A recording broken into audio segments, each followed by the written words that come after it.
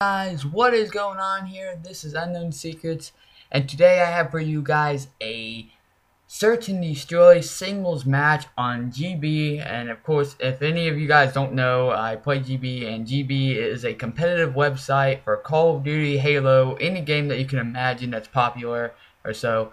And so I'm playing some Call of Duty singles, and I got a little bit of a headache. I'm sick, but I had to make a video for you guys because I would just be a terrible person if I didn't. But this is on standoff. Search and destroy. It goes to 6 rounds in GB. So yeah, so it'll be a little bit longer than normal. And what I'm gonna try to do here is walk through and give you guys some tips. Now I saw that guy a second ago. I decided to push in here, which probably would have been the best idea since I had an M8A1, and I didn't really check my corners. I just kind of sprinted in there like an idiot. That probably wasn't the best idea, so yeah, that was a bad thing. I'm gonna try to go over the good things, go over the things that I did and what reason I did them, and mistakes I made and why you shouldn't do them. Alright, so I'm using an M8A1 on this map because it is a longest range map. I have stock, red dot, and quick draw, which in my opinion every assault rifle needs stock or it's not very good. I don't know why, I'm just picky I guess. And a Cap 40, a stun, and a grenade. I don't have lightweight, I just have toughness and dead silence. That is it. And yeah, so I kind of, if you ask why I threw a stun and then a nade, because I knew that if I got in a gunfight with the guy, I would have lost in that situation because he had first shot and I was really hurt. So I figured a stun and a nade and running away would be the best decision to do, which it worked out great. But if I wouldn't have put like a couple bullets into the guy, he probably would not have died from this nade, which is why I started running around the building in the first place, just in case I got a hit marker. But in this case, I didn't, so it ended up working out for me. Alright. Now, if you're using an M8 and stuff like that, you really gotta take it slow. You can't really rush like this. And which I almost got molested. And actually, I'm not doing this live, just so you know. I am actually replaying it to see what I did wrong and everything like that. But so I know he's here. I stunned him and all that stuff. I didn't see him, which actually I did see him. I just didn't actually like. As a person, I didn't see him, but on the screen, he was there. That's what I'm trying to say. And, of course, he was laying down and watching that, the A area, which would have been a predictable route if you're, like, average at Call of Duty or not very good or so. That would have been an average route someone would have taken, which if I would have taken that route, I probably would have died.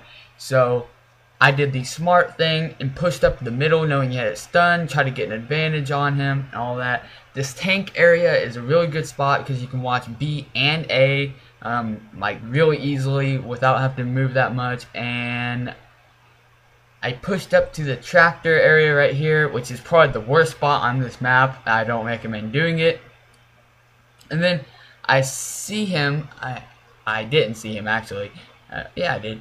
Well, he stunned me, and he challenged me head on, and he failed because his gun skill was not very good. And if you're wondering why I went to game chat right here, it's because I wanted to see if he was raging or not. So, yeah. Which normally, if he would have had a full auto submachine gun or like an AN-94, he probably would have killed me. So, M8 is not the best for face-on-face gunfights, close range, which is actually why I have the Cap 40 on to go in close range areas or close quarters combat type of deals, which I kind of failed right here because he flanked. I should have known he was going to because I didn't see him, which is another thing you got to keep an eye out for is when you're playing GB is especially singles. If you're playing 1v1s, this is what you gotta do. You gotta like play a round or two, like try to win or stuff like that, and then try to see if there's any sort of pattern of what he does. Alright, so like say the guy runs flank every single round that he plays, which is what I'm running right now, flank area. Say he runs flank every round he plays, then you need to be aware of that and like look at flank, because more than likely he's gonna come flank again, which could be an easy kill for you. So you gotta predict people of what you think they are going to do, and in this case that's what I'm trying to do right now, which he didn't run flank this round, I don't believe, or he didn't until the last second. Actually, I think he did, but it was like the last second. So yeah, as some people, you want to try to get the bomb off as early as possible, because planting it at the last second is expected. Because if you start planting in the last 30 seconds, they're going to be running back and forth to every bomb site, so you're probably going to end up getting killed. And the same goes for defusing. If you really don't think you're going to kill the guy, go for the defuse right off the bat, because if you defuse when there's like 10 seconds left, they're going to check the bomb in like 7. So it's best to just like try to do it as soon as possible, or kill the guy if you can.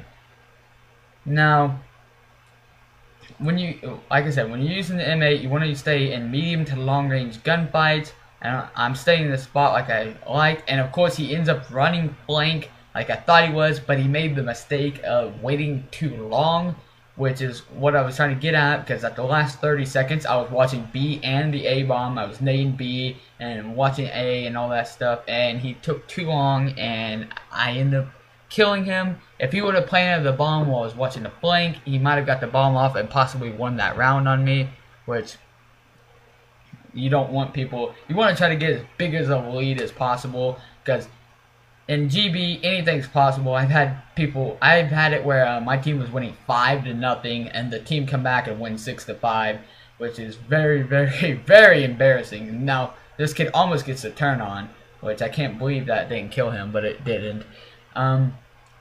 Which is another thing you gotta be careful for when you're playing GB, is you gotta make sure that you have your shot. Because if you start spraying at random crap, or if you see the guy run by and you didn't have a clear shot and you shoot, then he's got to know where you are, and you're not going to know where he was going, and it's just going to be a bad situation. So I've noticed that he's rushed every single round, so I'm trying to stay back as much as possible, because I know he's going to rush me. So like if you're rushing and they're camping, then what you need to do is camp and out-camp them, because more than likely either they're going to get impatient and run out there and die, or if you're on defense, the time limit's going to run out on the round, and then you're going to get the win for that round, which I out-naded him because I'm an MLG nadist, and all that stuff. When you're on defense, you need to try to stay as defensive as possible and not try to rush him as much as possible.